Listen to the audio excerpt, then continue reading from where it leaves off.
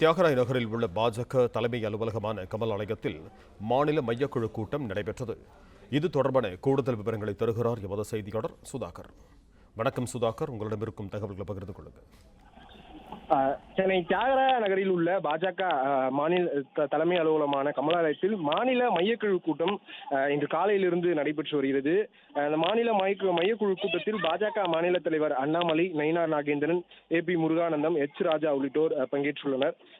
ஈரோடு கிழக்கு சட்டமன்ற தொகுதி இடைத்தேர்தல் தொடர்பாகவும் பாஜக போட்டியிடுவது தொடர்பாகவும் தேசிய பொதுச் செயலாளர் தருண் சுக் தலைமையில் பாஜக மையக்குழு கூட்டம் பாஜக அலுவலகத்தில் கூடியுள்ளது.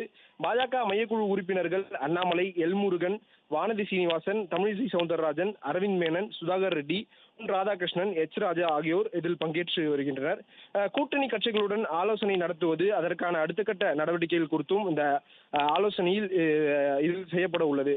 காலை 2 மணி நேரம் பாஜக தேசிய பொதுச் செயலாளர் தருண் சுக் தலைமையில் இந்த கூட்டம் நடைபெற்றது. தற்பொழுது இந்த 3 மணிக்கு மேல் மீண்டும் இந்த மையக்குழு கூட்டம் தொடங்கியுள்ளது. பாஜக மாவட்ட தலைவர் தேர்தல் குறித்து ஆலோசனை நடத்த உள்ள நிலையில தொடர்ந்து ஈரோடு கிழக்கு தொகுதி இடைத்தேர்தல் தொடர்பாகவும் ஆலோசிக்க திட்டம் தீட்டியுள்ளனர்.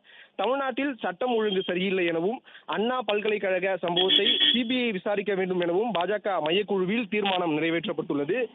இந்த பாஜக மூத்த தலைவர்கள் தமிழிசை சவுந்தரராஜன் மற்றும் வானதி சீனிவாசன் ஆகியோர் தற்பொழுது செய்தியாளர்களை சந்தித்து வருகிறார்கள்.